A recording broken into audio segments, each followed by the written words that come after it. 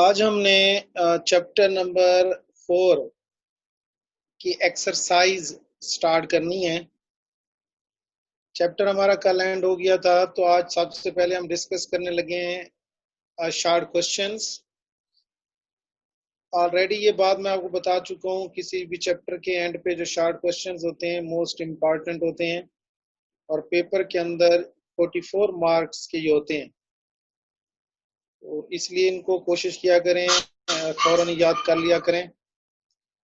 देखें, फर्स्ट इसका short question है 4.1। एक शख्स है, उसके हाथ में एक बैग है जिसमें उसने सौदा सलफ खरीदा हुआ है, खड़ा हुआ है और अपने दोस्त से बातें कर रहा है। उन्हीं के साथ एक कार है, उसका इंजन स्टार्ट है लेकिन वो रुकी हुई है। तो पूछा यह गया है कि how are these two situations similar. आपने वर्क को मद्देनजर रखते हुए ये बताना है कि ये दोनों सिचुएशंस किस तरीके से एक जैसी हैं। यानी एक तरफ एक शख्स है जिसके हाथ में एक बैग है जिसमें उसने सौदा सलब लिया हुआ है, खड़ा है, अपने दोस्त से बातें कर रहा है। दूसरी तरफ एक कार है, इंजन उसका स्टार्ट है लेकिन वो रुकी हुई है। तो वर्क को मद्देनजर रखते हुए आपने ये बताना है कि ये दोनों सिचुएशंस किस तरीके से सिमिलर हैं। तो इस शॉर्ट क्वेश्चन का आंसर ये है कि in both cases work is equal to zero, because in both cases displacement is equal to zero. So when displacement is equal to zero, then work is equal to fd cos theta, where d is equal to zero, so work is equal to zero. यानी देखें, जो शख्स है वो भी खड़ा हुआ है, डिस्प्लेसमेंट कवर नहीं कर रहा, डी जीरो है। कार भी खड़ी हुई है तो डी जीरो है। तो इन दोनों सिचुएशंस में डिस्प्लेसमेंट जीरो होने की वजह से work is equal to zero होगा, इसलिए ये दोनों सिचुएशन सिमिलर हैं। नेक्स्ट 4.2 है हमारे पास के calculate the work done in kilo joule in lifting a mass of 10 kg through a vertical height of 10 metre. एक बात ध्यान में रखें, इस शॉर्ट क्वेश्चन में वर्क पूछा गया है कि वर्क कैलकुलेट करें, वो भी किलो जॉल में। हालांकि वर्क का यूनिट जॉल होता है, तो इसका मतलब आपने किलो जॉल में कैलकुलेट करना है। एक मास है 10 kg को, उसको 10 मीटर की हाइट तक लिफ्ट करना है। तो आप जानते हैं जो वर्क किया जाएगा वो पोटेंशियल एनर्जी की शक्ल में स्टोर हो जाएगा। तो मैस दी हुई है आपको 10 kg, हाइट 10 मीटर है, तो वर्क का formula work is equal to M G H लगा दें। तो एम आपको दिया हुआ है 10, जी की कीमत 9.8 होती है, एच 10 है। इनको मल्टीप्लाई करें तो आपके पास ये जवाब आएगा 980 जॉल। लेकिन क्योंकि उसने पूछा हुआ है कि आपने ये मालूम करना है किलो जॉल में, तो फिर आप क्या करेंगे कि 980 को 1000 से डिवाइड कर देंगे, तो ये 0.980 किलो जॉल आ जाएगा। तो ये मैथमेटिकल सवाल है, ये एज ए ऑब्जेक्टिव भी आपसे पूछा जा सकता है। नेक्स्ट 4.3 है, इसमें वो कहते हैं कि एक फोर्स एफ एक्ट करती है थ्रू अ डिस्टेंस एल तक। साइड पे डायग्राम भी आपको दिखाई गई है, यानी फोर्स एफ है, थ्रू अ डिस्टेंस एल तक लगती है। फिर वो कहता है कि force is then increase to 3f, force को f से बढ़ाकर 3f कर दिया जाता है, यानी 3 गुना कर दिया जाता है। और डिस्टेंस जो होता है वो 2l कवर होता है। बताएं स्केल के मुताबिक डायग्राम में वर्क डन क्या होगा। तो देखें, जब आप स्केल बनाने लगेंगे तो सिंपल सी बात है, यहाँ टोटल वर्क जो होगा वो दो वर्क आप जमा करेंगे। पहले वर्क में फोर्स एफ है तो डिस्टेंस एल है। आप जानते हैं जो वर्क होता है वो एफ डी होता है, तो एफ फोर्स एफ है, डी की जगह एल लिख लेंगे तो ये एफ एल बन जाएगा। दूसरे में फोर्स 3f है और डिस्टेंस 2l है, तो फिर वर्क इज इक्वल टू 3 दूनी 6 हो जाएगा। तो टोटल जो वर्क होगा जब आप इनको ऐड करेंगे तो 6 और 1 7fl हो जाएगा। ये चीज आपने स्केल से शो कर देनी है, टोटल जो वर्क होगा जी। नेक्स्ट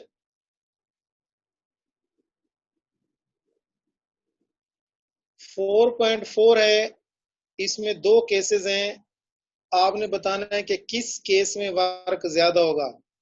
एक केस आपके पास ये है कि एक 50 केजी का बैग ऑफ बुक्स है, उसको 50 सेंटीमीटर तक लिफ्ट करके लेके जाना है, यानी ऊपर लेके जाना है। एक ये केस है, यानी 50 केजी का किताबों से भरा हुआ बैग 50 सेंटीमीटर तक आपने हाइट पर लेके जाना है। दूसरा केस ये है कि 50 केजी का एक करेट है, आपने उसको 2 मीटर डिस्टेंस तक फर्श के ऊपर 50 न्यूटन की फोर्स लगाते हुए धकेल के लेके जाना है। यानी ये दो केसेस हैं, एक केस में हाइट की शक्ल में लेके जाना है, दूसरे केस में स्ट्रेट यानी धकेल के लेके जाना है। तो आप जानते हैं हाइट की शक्ल में डी की जगह एच आ जाता है और स्ट्रेट डी ही रहता है। तो एक केस में W is equal to M G H हो जाएगा हाइट के केस में, तो इसमें वैल्यूज पुट करें। दूसरे केस में आप वर्क एफ डी लगाएंगे, स्ट्रेट है, यहाँ डी को एच नहीं लेंगे, डी ही रहेगा। तो एफ आपके पास दिया हुआ है 50 न्यूटन है, डी 2 है, तो ये 100 जॉल आ जाएगा। और इधर एम जी एच वाले को आप हल करेंगे तो इसका आंसर आपका आ जाएगा नेक्स्ट।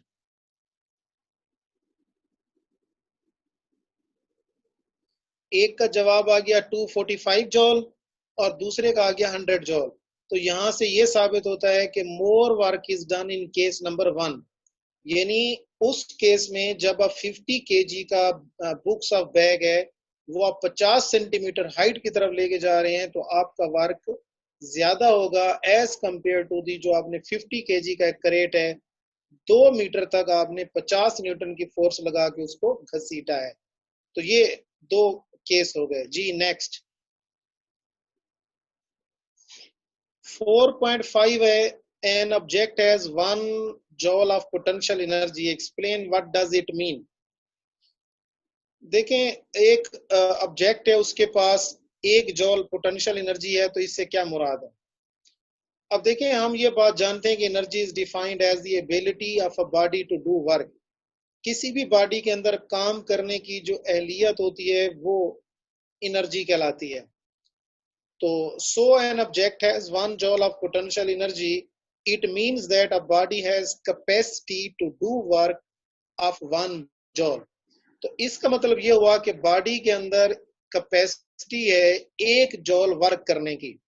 ये लिख दें, आपकी मर्जी है, या आप ये भी लिख सकते हैं an object has 1 joule of potential energy, it means that a body can do a work of 1 joule due to its position।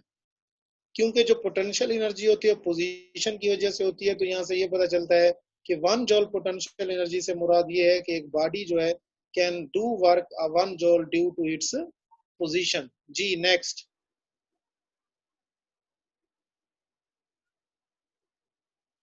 4.6 है, एक बॉल है, उसकी मास m है, उसको एक हाइट h पे रखा हुआ है above the टेबल, यानी एक मेज है, मेज से ऊपर एक हाइट h के ऊपर उस बॉल को रखा हुआ है। The table top is height h1 above the floor, जो टेबल की हाइट है फर्श से वो h1 है। One student says that the ball has potential energy mgh1 but another says that it is mgh1h2, which correct। यानी अब एक स्टूडेंट ये कहता है कि इसकी जो पोटेंशियल एनर्जी है वो mgh1 है, दूसरा कहता है mgh1 प्लस h2 है, तो इन दोनों में से कौन ठीक है। तो यहाँ देखें बोथ आर करेक्ट, दोनों स्टूडेंट जो हैं वो अपने पॉइंट ऑफ व्यू से ठीक हैं, क्योंकि ये बात आप पढ़ रहे हैं कि जब हम पोटेंशियल एनर्जी को डिस्कस करते हैं तो हम एक रेफरेंस पॉइंट लेते हैं। जैसे आपको याद होगा लास्ट टॉपिक में हमने किया था कि जमीन को हमने रेफरेंस लिया था, तो इनफिनाइट डिस्टेंस दूसरा पॉइंट था। सेम इसी तरह देखें, एक स्टूडेंट ने इस बॉल को देखा टेबल की टॉप के लिहाज से, यानी उसने टेबल की टॉप से ऊपर देखा तो उसने कहा जी mgh है, सिंपल सी बात उसने कह दी। लेकिन एक स्टूडेंट जो है वो इसकी पोटेंशियल एनर्जी को कह रहा है जो फ्लोर से फर्श से देख रहा है, अब साफ जाहिर है जिसने फर्श को रेफरेंस बनाया हुआ है वो तो ये कहेगा कि फर्श से लेकर टेबल की टॉप तक H1 ये हाइट हो गई, और फिर टेबल की टॉप से जो गेंद ऊपर रखी हुई है वहां तक H2 हो गई, तो वो कहते हैं ये MgH1 माइनस H2 है। तो अगर देखा जाए तो दोनों अपने अपने पॉइंट ऑफ व्यू से क्या है, ठीक है, क्योंकि दोनों का रेफरेंस पॉइंट क्या है, डिफरेंट है। जी नेक्स्ट 4.7 है कि when a rocket re-enter the atmosphere, its nose cone become very hot. Where does this heat energy come from? इसमें यह पूछा गया है कि जब रॉकेट जो है जमीन की एटमॉस्फेयर में पहुंचता है तो उसकी जो आगे वाली नोज कोन होती है वो गर्म होती है, तो ये हीट एनर्जी उसके पास कहां से आती है? तो इसका जवाब ये है कि व्हेन रॉकेट री enter the atmosphere, then some of its kinetic energy is used in doing work against friction with dust particles and air, which is converted into heat. यानी होता यह है कि जब रॉकेट वापस आते हैं एटमॉस्फेयर में तो उसकी कुछ किनेटिक एनर्जी जो होती है वो खर्च हो जाती है इन डूइंग वर्क, काम करने में, अगेंस्ट फ्रिक्शन। जो फ्रिक्शन होती है उसके अगेंस्ट वर्क करने में। फ्रिक्शन कहाँ होती है? फ्रिक्शन होती है विद डस्ट पार्टिकल्स और एयर, जिन जो हवा मौजूद होती है या डस्ट पार्टिकल्स मौजूद होते हैं उनकी फ्रिक्शन के अगेंस्ट कुछ किनेटिक एनर्जी वर्क में खर्च हो जाती है। और आप जानते हैं law of conservation of energy के मुताबिक कि energy can neither be created nor be destroyed, it only change from one form to another form. तो यहाँ जो energy work done against air friction में खर्च होती है वो दोबारा हीट की शक्ल में वापस आ जाती है। जी नेक्स्ट 4.8 है what sort of energy is in the following, यानी किस किस्म की एनर्जी होती है कंप्रेस्ड स्प्रिंग में, वाटर इन हाई डैम और मूविंग कार में। तो देखें जो कंप्रेस्ड स्प्रिंग होता है उसमें इलास्टिक पोटेंशियल एनर्जी होता है। ये जो हमारे पास घड़ियां होती हैं सुई वाली, इसके अंदर कंप्रेस्ड स्प्रिंग होता है, तो जो एनर्जी वहां होती है वो इलास्टिक पोटेंशियल एनर्जी होती है। इसी तरह वाटर इन हाई डैम, ये ग्रेविटेशनल पोटेंशियल एनर्जी होती है। पानी जो डैम के अंदर स्टोर कर लिया जाता है फिर इससे बिजली बनाई जाती है, तो ये ग्रेविटेशनल पोटेंशियल एनर्जी होती है। और जो मूविंग कार होती है साफ जरा इसके अंदर किनेटिक एनर्जी होती है। तो ये एनर्जी की अकसाम है जो इसके अंदर मौजूद होती है। जी नेक्स्ट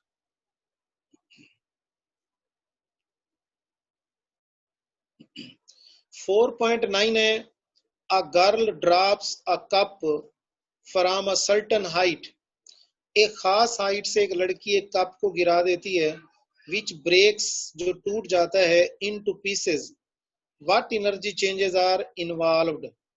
तो यहाँ आपने बताना है किस किस्म की एनर्जी चेंजेस इन्वॉल्व होती हैं। अब देखिए सिंपल सी बात है, a cup thrown from a certain height loses its gravitational potential energy and it converted into kinetic energy. जब वो हाइट पे होता है तो ग्रेविटेशनल पोटेंशियल एनर्जी होती है, जब कप गिरता है तो वो काइनेटिक एनर्जी में चेंज हो जाती है। When it strikes the ground, जब ये ग्राउंड से टकराता है cup, then this part of energy of kinetic energy is used to break the cup into pieces and rest of the energy convert into sound energy, kinetic energy of the moving pieces, heat energy।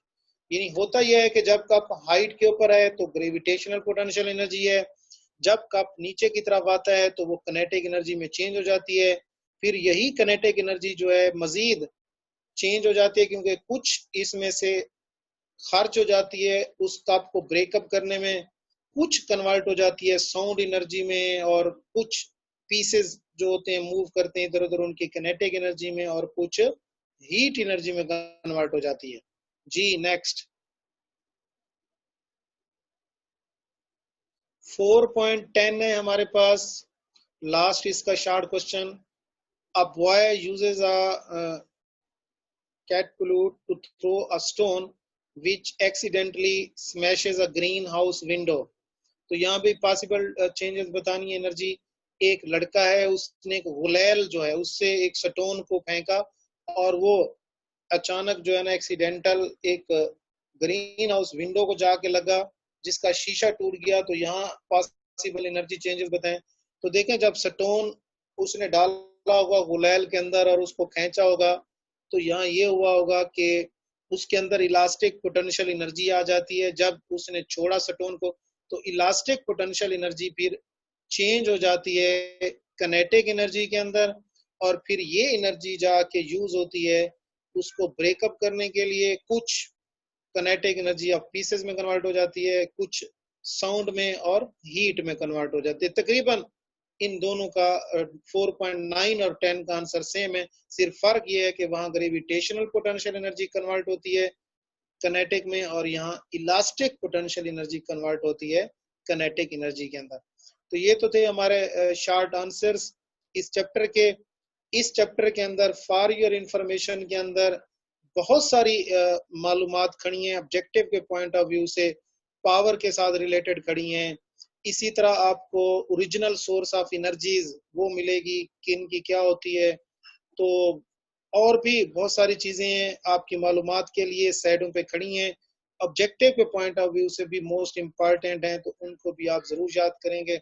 बाकी इस chapter के अंदर से भी short questions हैं जो मैंने आपको साथ साथ इंडिकेट भी कराए थे। एक प्रूफ है P is equal to F dot V, एक डिफाइन किलोवाट आर हमने पढ़ा था वो है, वाट की डेफिनेशन खड़ी है। इसी तरह कंजर्वेटिव फील्ड क्या होता है, राइट इट्स प्रॉपर्टीज, वो एक चैप्टर के अंदर से शॉर्ट आंसर है।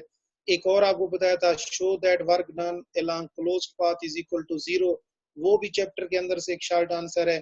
फिर मैंने आपको बताया व्हाट इज साल्टर्स डक क्या होती है, व्हाट इज सोलर कांस्टेंट क्या होता है, व्हाट इज गीजर क्या होता है, व्हाट इज इकोफर क्या होती है। एक मैंने आपको बताया था कन्वेंशनल अपना renewable source of energy and non renewable source of energies. ये वो एक्स्ट्रा शॉर्ट क्वेश्चन है जो इस चैप्टर के अंदर मौजूद थे, मैंने आपको दौरान लेक्चर इंडिकेट कराए थे, तो इनको भी आप याद करेंगे।